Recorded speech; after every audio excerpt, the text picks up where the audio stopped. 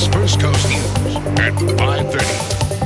Top story. He's a young man with a big dream, but not a lot of time. I'm Charlene Shirk. Find out how this race car driver is trying to beat the odds. Big story. This may sound weird, but one of our First Coast News family is leaving, and we're all excited. I'm Jeannie Blaylock, and I'll explain. I'm Deanna Finney. The solar flare is disrupting communications among ham radio operators. The news continues with First Coast News at 5:30. He risks life and limb at 165 miles an hour. He moves fast. According to experts, this 28-year-old could have just 4 or 5 years left to live. Good evening. I'm Donna Hicken. And I'm Phil Amato. Thanks for joining us. Chris Fowler can go from 0 to 60 in 4 seconds. And while that sounds like a thrill in his Formula Renault, this Jacksonville man is using his race car as another kind of vehicle.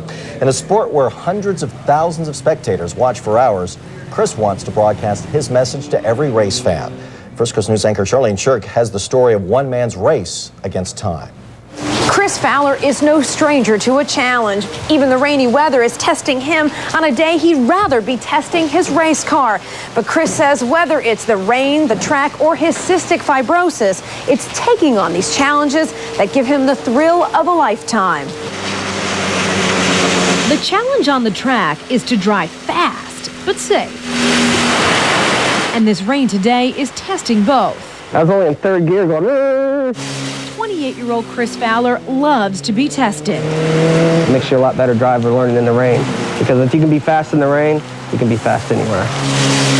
And Chris has always wanted to go fast. Chris has dreamt of driving down Victory Lane since commandeering his first go-kart. My mom didn't want me to do it because of my health, said it was too dangerous. Chris's mom worries about his health because at 6 months old, doctors diagnosed Chris with cystic fibrosis. I was born back in '75. Wasn't a lot of medicine out there. The doctors told my parents to keep me active. So from the time I was crawling, I was in sports. I played basketball, I played football, I played tennis, I played soccer, straight through all the way through high school. But Chris's heart has always been behind the wheel. That go-kart led to car after car and lap after lap. I have the speed and the skill and the talent level to get there.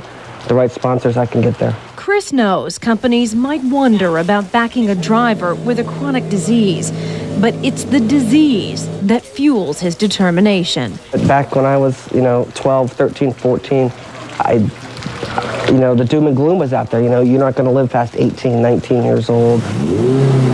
So the racing kind of motivated me to make sure I did everything to keep that will to live and to strive to be better. Chris is now striving to reach racing fans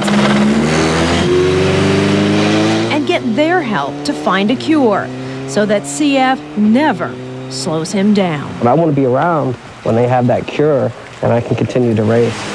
Chris has given himself 5 years to make it to Indy, but he says even if his future doesn't take him behind the wheel, as long as he stays in the racing business, that's enough of a win for him. Reporting from the Roebling Road Raceway in Savannah, Georgia, Charlene Shirk, First Coast News. Well, Chris is one of 30,000 Americans living with cystic fibrosis. He says he's donating 10% of his winnings to the Cystic Fibrosis Foundation.